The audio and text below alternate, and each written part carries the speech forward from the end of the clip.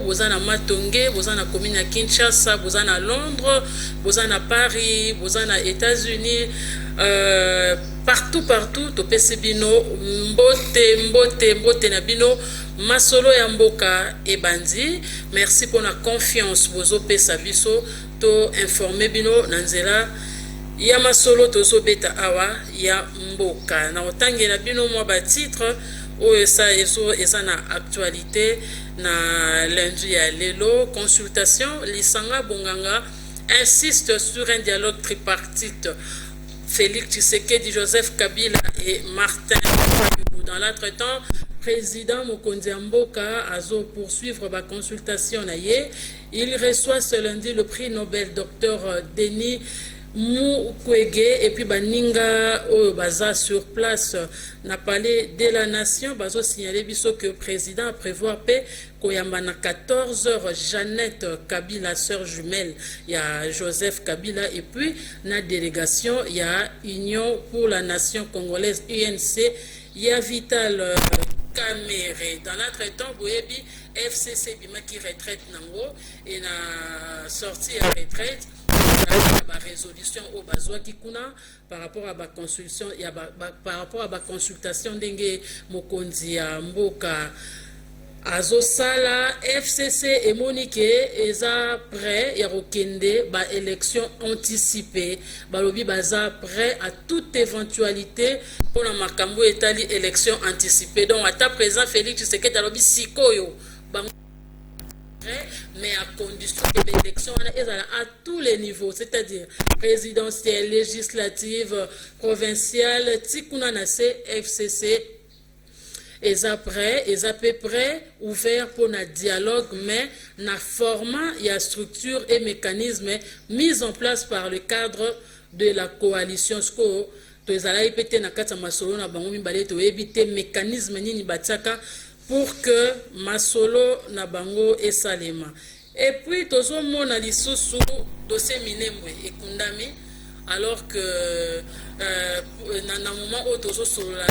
awa bourgmestre o bataka en place a continuer ko sala bien que mokonzi mboka Félix Tshisekedi a suspendaki ba makamunyo surtout mais bourgmestre aza kozwa ba acte aza ko sala musala sans inquiétude. Donc, ma solo consultation est bomi et tout fait un peu dossier Minembwe. Pour Nayango, tokobeta ma solo na moko ya délégué, ya vulgarisation, ya plan de sortie de crise, cadre ya SID, maître Clément Mouzaka Yembe. Bonjour.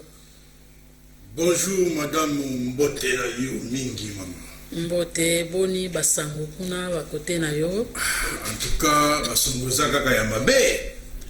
Il n'y a pas si le peuple a comme espoir au peuple azana ngoli susute nanzela oyo bandeko na lisanga o to bengi FCC na cash bazako kumba mboka bato moke balingi bato banyokoma. Bon sangwa malamu kozala ndenge nini mboke se telemi mboke kotambola lisusute même conseil des ministres. Et ça la maté, donc mboka eko kufa chaque jour oyo tozo kende mboka za obena ko zinda na mai ya océan.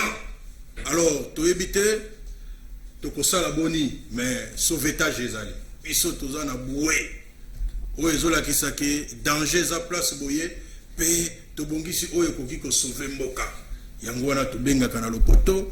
proposition ya sortie de crise. Mais ceux qui n'ont pas la ndenge, ils ont pas mboka, ils ont moins passerelle, moké à pouvoir, tous ont mona que bazo kokote, pe bazo koti sabiso kana passi chaque jour. Oza moko ya ba délégué, il y a vulgarisation, il y a plan de sortie de crise, boboyi bino na SID, boboyi kokota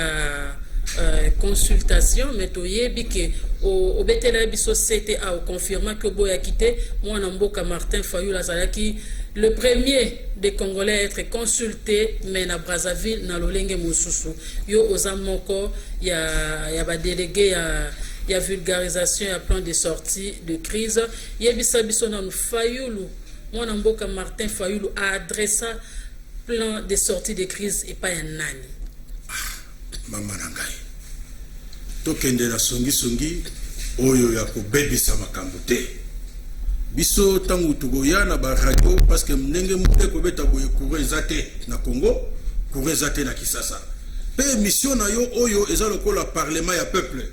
Donc batu bakolanda biso bisika ebele il faut to sembola penza makambo. Ata tozana ngonga muke mais il faut to expliquer. Mwana mboka Martin Fayulu na ndenge tosalaka ba election oyo to réclamaki yango oyo tozwaki yango na pasi oyo ba congolais bamonaki pona ko insister batu bakufa batika mboko oyo pour que tozwa ba election to arracher ba election mais ba election ngo salamaki na ndenge ya malamu te mais lokola yango na kiti ba election salamaki na ndenge ya malamu te to bandela kama kamote parce que mokili mobimba pe bongo mobimba bayebi ke lelo tozana problème ya légitimité na mboka pe na lisanga ya baninga na ye ya lamuka salaki eloko to bengi proposition ya sortie de crise ba adressa ki na nani to bi sika ni to koya to bi sika ni to zo koya yo explication pesa explication na mukuse ba question eze belé lelo za na maso mama lelo yonde mutozali kotuna ngana pesa beyano soki ngana komi kotuna yo ba question bato bakolanda biso malamu te to pesa yango mokili mobimba parce que lelo tozali na ba voix oyo soki yo pesi mwa lokasa mokili mobimba bamoni yango yo lingaki to pesa pa ya nani po yebi élection ndenge salamaki oyebi nani ba congolais ba votaki yo lingi opesa pa banani plan de sortie de crise bo pesa na mokili mobimba to pesa yango na mokili mobimba yango moni na songi oyo kocha ke ba consultaki moto ya yambo mwana mboka Martin Fayulu te za bongo te consultation oyo lokola balobaki ndeko Tshisekedi alobaki na discours oyo ya salaki ya 6 minutes yango wana te parce que mwana mboka Sassou Nguesso président ya République ya Congo a invitaki mwana mboka Martin Fayulu pe atunaki ye alobi mais na makambo ekoleka na Congo tomoni mwana mboka Félix a convoqué consultation la kisike yaka loba makambo makanisi ni yo zanango pona makambo mboka yo moni boni pe mwana mboka Martin Fayulu akendaki na nzela mibalete misatu te akotaki gauche droite te plan ya sortie de crise ache alobi makambo yo ezotambola malamu te na mboka deja na loba yango pe mokili eyebi yango OK adressa ki na mokili mobimba voilà. Et na kati ya plan ya proposition sortie de crise na bino bozo luka ba réforme ya ba institution est-ce que bokanisi ko sala ba réforme na banani bon omoni plan de sortie de crise et pesinan o to bengara na lopoto préambule et lobby pona nini il faut tobima na crise oyo et loko liboso mboka oya biso na ba domaine nyonso eza ya kobeba o tozolo ba crise multiforme ezala na nzela ya ba institution nyonso parlement sénat ba justice nyonso eza ya kobeba sécurité ya kobeba parce que yebi tango biso tokoloba boto ko discuter na este ya mboka mikolo nyonso ba mama bazokufa mikolo nyonso ba papa bazokufa likambo ya insécurité eza somo biso tozana moyen okoti na weleli taxi bis na yo weleli moto na yo bandokende mais ça na bato mususu ba bujaka lisusu te ba mususu bakimi na bazamba batiki bandaku na bango tolobi lolenge oyo ba élection esalami na mboka crise nyonso tozwaka sur le plan politique ezalaka kaka ba élection ya mabe bato balingi ba gagner ba élection avant ba élection même bato ba ko voter bango te ba kolingande bango babima to vanda esika moko pona nini mama bovanda cash FCC esika moko donc na bango partie prenante ba yebani oyo baza crise lelo ezali na loboko ya mwasi ezali FCC cash OK na mopanzi ya mobali ezali mwana mboka Martin Fayulu na lamuka to lamuka bawana nde bazali solution ya crise bango nde bazali problème na crise alors soki kozala Le quoi la to komona ba consultation parce que yo lobi ba consultation ndenge to komonela to ekomema biso esika mon côté. Pour biso tozana posa ya dialogue ya lokuta te, tozana besoin ya dialogue ya mabete, tozana besoin ya partage ya pouvoir te, mais tozana posa que tout longo la crise ezana mboka peut permettre mboka kende liboso pe ko sala makaka na nzela ya ya ko bongola makanisi na likambo to bengi ba. Plan de sortie de crise Nabino maître Mouza ezo prévoir cadre institutionnel ou bien de maman oyebi parlement o ya biso po eza moko ya ba institution uitaka kolanda mikolo leki bande ko na biso ya parti moko oyo bazana moi eteni moke ya pouvoir balobaki ke bande ko wana bazana majorité artificielle ba fabrika bango ko fabriquer ba gagner élection na ndenge ya moyibi pe ya lokuta to vanda na mboka oyo République démocratique du Congo to na Kisasa to mona batu ba wolola on a le poto ba benga ka clameur public corruption même na niveau ya Sénat ezala dénoncé par élite ezala dénoncé par population ezala par tout le monde mais to mona makambu pe échangeate to kokende te na oyo tali ba institution pour ba institution oyo lelo eza na légitimité te pa ya population ba institution oyo zo kamba biso et perdre déjà sens nango pe ezali oyo tokotika te na mokuse tokokende te place oyo kozala qui sont pour botomboli loboko toyebi ke par les mesa ya Kabila qui sont contre totomboli non bino cadre nini oh papa il faut tozala libanda ya ba institution omoni mama limisate to peso réponse ya malamu te yo ebitang to kotanga kelasi soki yo batuni yo 1 + 1 yo chekaka égalité pesa motivation ndenge nini yo moni ke ezali deux tozali tango tozosala makambo oyo eza pour que population a comprendre biso yango il faut tozala droit topesa mo explication pour ba comprendre biso parce que lelo ba institution oyo tozala nango ekopesa biso solution te ezali émanation ya ba élection oyo mabe tosalaki biso tokendaka ko voter te po tozala ba fanatique ya bato tokendaka ko voter bato te po lobby ezala ke basalela peuple te tokendaka élection parce que tolingaka tozala na ba institution ya makasi to oyo babengi na lopoto ba institution forte et permettre mboka ekende liboso lelo banda tosala élection yo moni ata mobeko moko ebimi kuna na ba institution oyo bakoki kosala mibeko oyo etali bomoto ya mutu na terme ya social omoni yango déjà bako welelaka kaka oyo ngana lingina zo majorité oyo ngana lingina zo majorité mboke kobonga lolenge wana mboke kobonga te voilà pourquoi toyebisi bino ke biso tolingi bande ko wana ya FCC cash oyo ba bomi mboka ba vanda ngambu na bango biso pe to vanda ngambu to discuter to tala ba réforme ni to ko sala lelo ezala bango ezala biso to sa ko mona biso nyoso ke il faut to sala ba réforme ya seni oyo ba memaka biso na ba calcul ya lokuta population ko pesa mutu ba vomi balé ya ko komisa yango zomi na misato cour constitutionnel kuna ko komisa yango tout ce qui combien na combien non on n'a pas besoin de ça le pays est en train de sombrer le pays est continue en situation oyo et ça biso batu to ko bimisa yango donc tout ça la besoin ya ba raccourci te ba consultation ba nini ba non tout qui ne la dialogue moko ko za la franc to ya ko partager pouvoir te parce que lelo oyebi ke soki to kei na cadre ba institution bango moko ba kolo ba institution bazo yo kanate OK basa ko sona mikolo nyonso boto ko kende kuna ndenge ni na kati ya plan ya sortie de crise maître Clément Mouza ezana préambule pona nini bino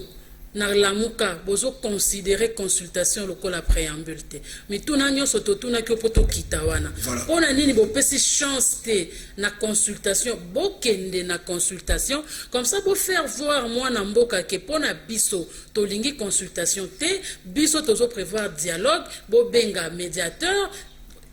donc ainsi de suite. Merci maman tosi to lobaki ndeko Tshisekedi a un problème na crise ndeko Fayulu azali problème na crise ndeko Kabila azali problème na crise il faut batuana bakutana soki lelo mona mboka Félix Tshisekedi azali problème na crise mais à trouver solution na baninga ndenge voilà pourquoi biso tolobi ke il faut tozala na médiateur moko neutre oya ko sunga biso pour que tobima na crise oyo kuna lobby FCC cash lobby makambo na ye bande ko yala muka pe ba lobby makambo ya bango pe makambo ezali simple bango nyonso bakondima ba réforme il faut salama mais tout ça ba réforme na ba institution oyo population a limité oyo population a pona quitté te oyo ezotala mawana ezali clairement dit que batu bako kende na consultation pona 1 union sacrée 2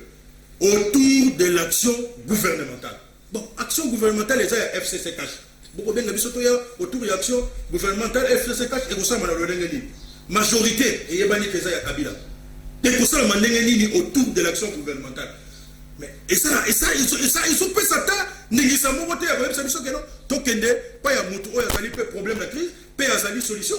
Il nous faut un médiateur neutre pour que tout solola na bosolo nyonso peto kende na pa réforme yango nde ko bimisa mboka na crise ndeko Stéphane osunga biso na numéro na nzela ya sima motuna na masolo ya mboka benga na 081 32 44 245 to petita message na WhatsApp na 081 32 44 245. ebongi tosala moto nyonso ata mwana kongo ya mosolo mpembe ya nzoku motuna na masolo ya mboka benga na 081 32 44 245 to petita message na WhatsApp na 081 32 44 245. FCC Kotaki retraite par rapport à la consultation du président de la République a initié qui FCC Kotaki nango retraite na sorti à retraite na bango ba super moi ba résolution na bango ba ça penza clarté c'est comme si baza peut réservé mais ba lobby et que baza prêt pour des élections anticipées et na ban niveau nyoso yo moni ngondengeni bango pe balobi makambo élection anticipée oui balobi makambo élection anticipée ba rejoindre bino na lamuka non c'est-à-dire que moni vérité ezaka tetu biso tolobaki crise eza na mboka balobi na biso tokende na parlement toza na mokonzi aza député tokende na parlement mais tant que kolanda discours to moni que discours ebandi kolobake mboka kokoka kotambola te na FCC cash pe monique 2 ans oyo basali na pouvoir basali eloko te bakomi o eza foti na yo oyo kuno tshela bakale obe bakale baluki lokuli asakenda na ina sa ya mabele okomona te koto yo consultation ko salama côté kuna batu bazana retraite yo zo mona te ke eza ba consultation ebele déjà côté na mboka et comme ma biso na eloko te pe makambo ya libala oya bango ya FCC cash botika biso musika awa to ko pesa makanisi oya biso parce que to lingi Congo parce que to lingi population pe to lingi makambo changer mboke kende liboso batu bazwa misala 2 ans yango yo batu bazana se nzete na limete 2 ans yango yo bako yebate papier akotisaki akosala nini to sala ba fanatique te le Congo nous appartient ce qui lelo FCC a moniqué il faut to kende ba élection anticipée mais biso si tolobaki yango na proposition ya plan ya sortie de crise déjà tolobaki yango pe au monique même mokonza mboka monique crise ezali mais pourquoi tozo kende banzela ya milai to épargner moi mosolo moke oyo tokoki kofuta enseignant oyo tokoki ko tchango na gratuité enseignement oyo tokoki kofuta batu to épargner yango to kende tout droit na but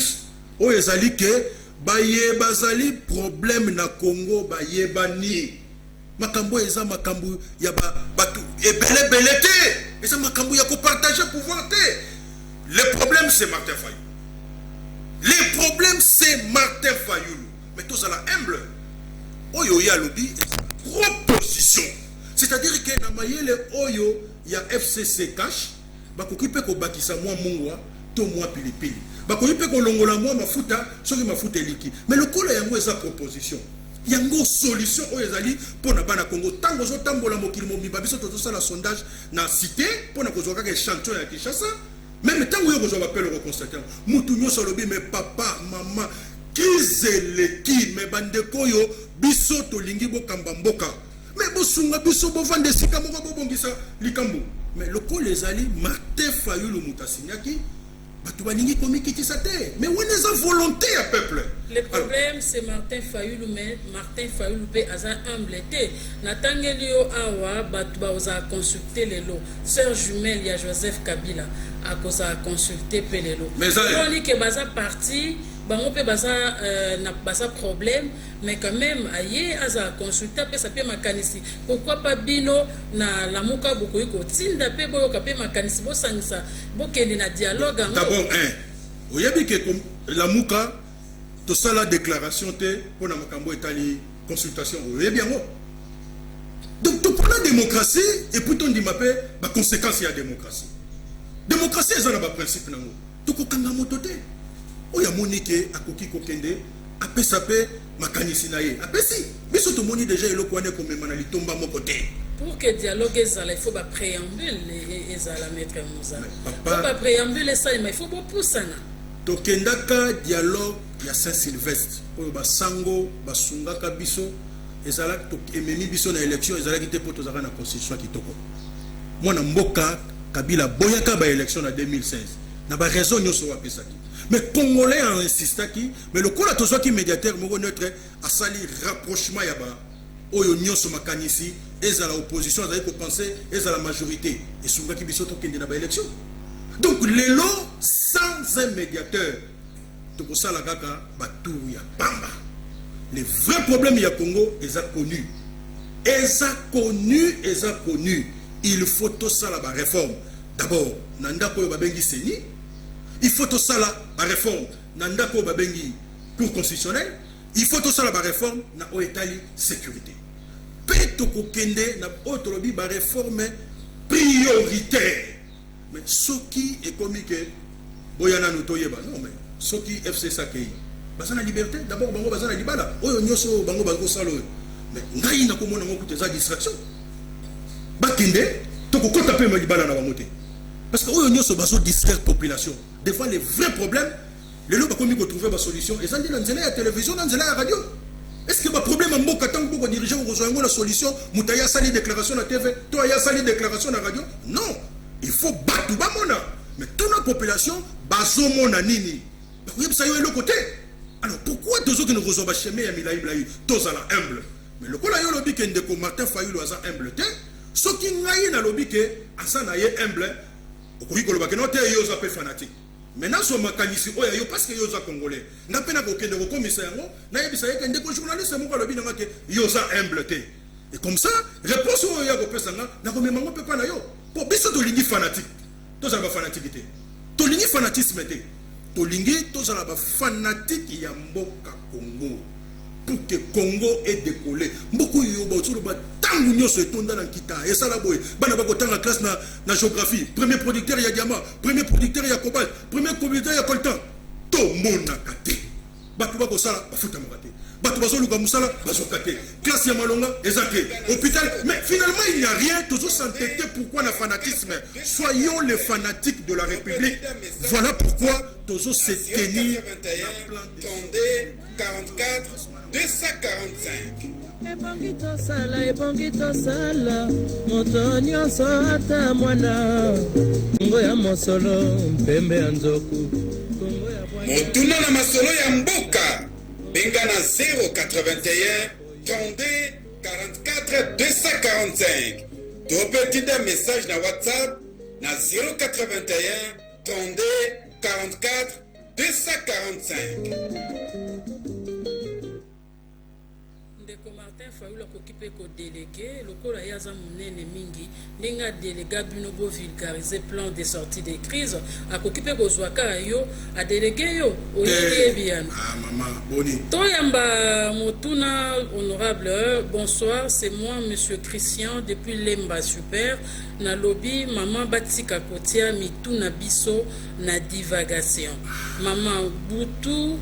wana balingite mwana mboka abongisa mboka mama soki batu wana nyonso bavandi vraiment bokomona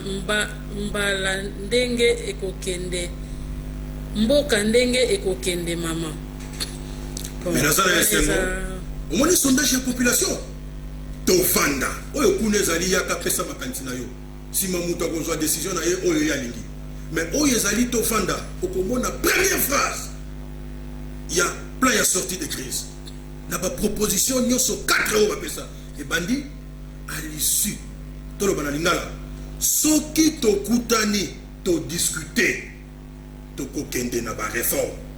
c'est-à-dire que ba oyo FCC cash na ngambu ya table nanga biso bandeko ya lamuka tofandi koto yo todiscute makambo ya mboka pe tolobi kete seni photo bongisa yango boye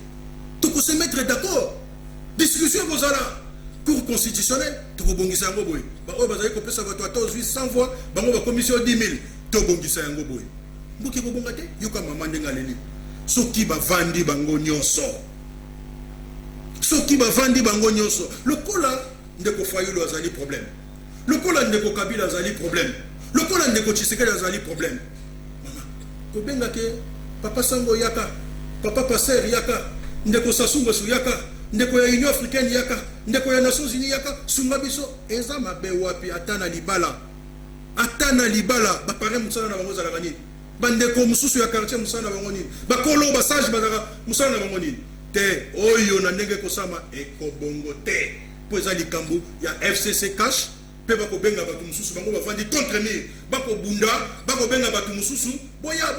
ale lobby basongeli libala na bango bakolola bato te tokozala tina suka bandeko batikalaki na soif ya émission masolo ya mboka ya vendredi bakomela biso balobi masolo oyo ya baconsultation na banini ezozipa basouffrance ya peuple tokomi wapi na makambo ya minembwe balobi bacondition ya vie ya bato socio-économique ekomi pasi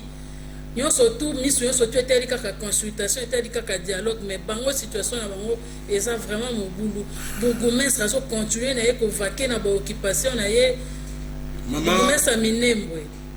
mwana mboka Martin Fayulu alobaki na bapeuple nyonso mpona unité ya Congo tobima na balabala tosala marche wana mpona unité nationale pe cohésion nationale à l'occasion ya situation oyo ezali koya mpona bandeko na biso ya minembwe yo yebi ke ezande ba gaz lacrymogène nde landaki biso oyebi ke ezali nde ndeko Ngobila aboya ke biso totambola nyonso wana na plan oyo ya bango ya mabe pe tala makambo yango ya consultation ye kaka tango totelemeli makambo ya minembwe makambo yango ya consultation eye tango tolobi mwana mboka Mukwege Longonia pe Union Européenne ndimi etindi lokasa tina Nations Unies il faut que ça la tribunal pénal pona kosambisa baye nyonso banyokola bakongolais pe baboma bakongolais balobi te bato yo na mwana mboka Martin Fayulu makambo bakoloba ekolukela biso ba problème bayeli biso oyo ndule tobenga ndule yo ebi mokili mobimba bayebisaka biso bakongolais tolingi na musique tala makambo ezali important pona mboka bato balobi te toya bato maboke boya tosolola makambo kobunga te toyokela peuple mawa po politique lelo mama soki yo kiti na site bandi kotuna bato ata boye ndenge tokolela ke tobongisa makambo tokenda ba élection ya solo bate bele bakoyebisa oke bakovote te ebele parce que bakoyebisa ye na ovote nini po ngaso na vote mutu baza na bato na bango bachaka nana ngwa chaka bango tukobongisa mboka boye chaque année tokeba élection toswana regarde comment on a perdu 2 ans 2 ans c'est beaucoup pour la vie d'une nation. Batu bakolela mikolo nyonso biso passe leki batu bakomi kolia na batu lelo soki bolie fufu lobi bokolia loso lobi okuna bokomela mwati lobi okuna soki bolie na tongo esili bokolala mboka nini oyo etonda nkita tokomona mais tolingi tozala kaka bafanatique na mabe oyo ezali te tokotelemela yango makambo oyo biso tokoloba eza makambo oyo biso tomonaka nous n'allons pas ta mboko oyo mama biso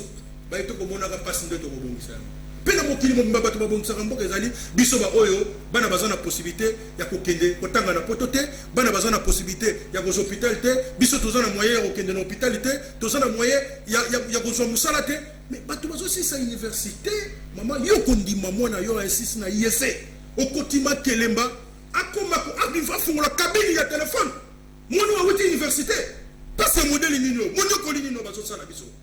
Alors, tout qui n'a pas dit les consultations, il y a le bakeno, il y a un te, to monique kosimba te, to lingi ba solution à ma bête, to lingi pe ba solution à le contact pour na Congo. tovanda na démocratie dialogue eza vertu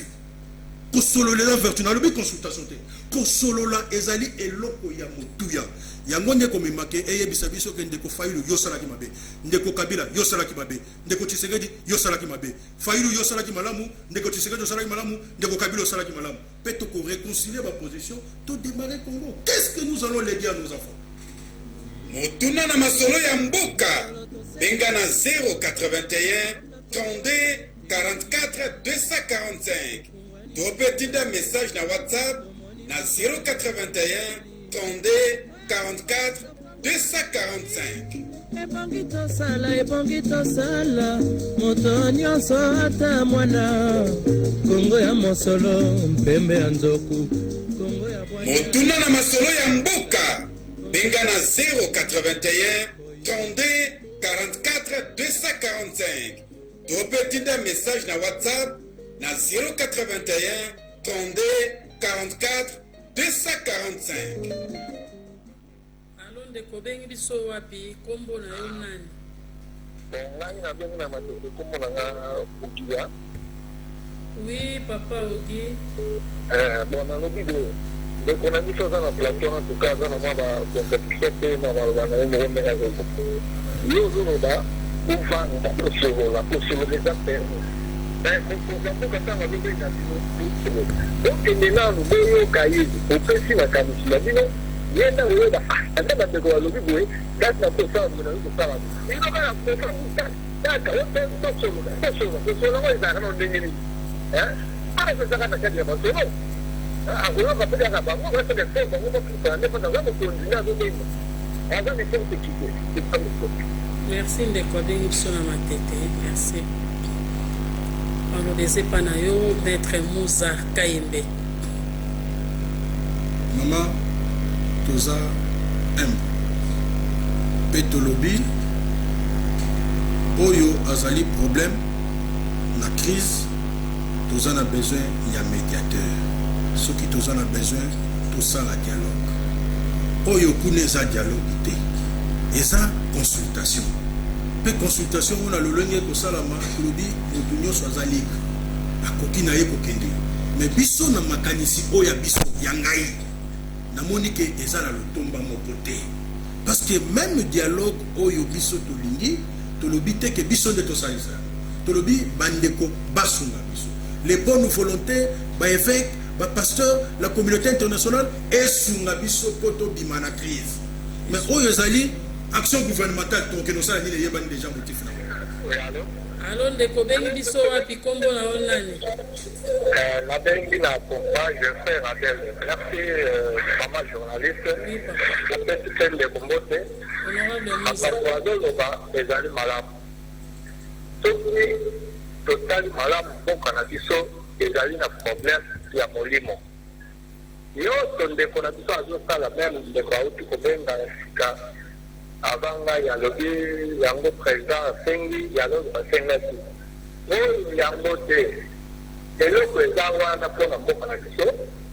ndeko Joseph, ndeko Tshisekedi, ndeko Fani, bango misatu,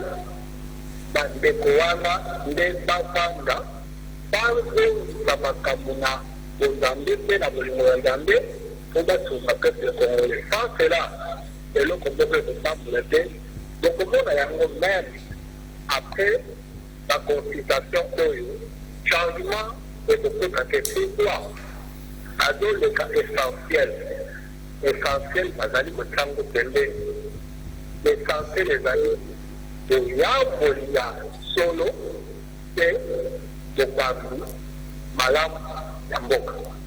Merci, merci ndeko abengi na pompage. Merci ndeko abengi na pompage. Honorable oko répondre peut clôturer émission ngoma na biso ebelemi. omoni ke bandeko nyonso ya Congo bakobenga parce que kokota pe na singa ezalaka mwa pasi Pasi. omoni ke bandeko nyonso bazomona ke il faut tosala dialogue ya solo ndeko Tshisekedi ndeko Kabila ndeko Fayulu. Autrement dit, le FCC cache na lamuka bakutana basolola congolais loko lingi yango wana mais Tango biso topesi makanisi proposition biso lokola toza crise na problème oyo pe toza ba oyo tolingi toluka solution toza na posa te pota oyo basokoli te bachakisi ekokauka te neti ndenge koleka sikoyo mais soki tosokoli pota tokochakisi pe ekokauka. Voilà likambo oyo biso tolingi tokotikala ata moke te kokota lisolo oyo ezali ke ekomema biso na likumba te mais mpona kosolola mpona mboka tokosolola mais oyo biso tomoni déjà kala mingi te tokozwa résultat nango kala mingi te yo yoki bandeko FCC kuna ekomi keba makambo koviole constitution eza te keba makambo kosala boye kuna eza te eza makambo ya libala oyo ya mabe ekumbi mboka na kao likambo mosusu te ala boyoka biso te toyaka mbango polobi toyoka soni ale yo kamati lisusu mwasi na yo to mobali na yo boke bozongi lisusu kuna non c'est poigner des gens bakoyi kobebisa mboka boye te totika bango. Merci beaucoup honorable Clément Mouza eza makambo libala FCC cash masolo na biso ya mboka esuki lelo soki émission oyo ekomeli bino vraiment malamu bopesa merci na ingénieur Stéphane Banzuzi wazaki na sima régie pe bino bakolanda biso nzela YouTube ndeko Bruno Nzinga zalaki na sima ya caméra assisté na DT na biso José Andia. Merci na bino bolanda émission o na Dudu Montiri télévision tokutani mokolo ya vendredi.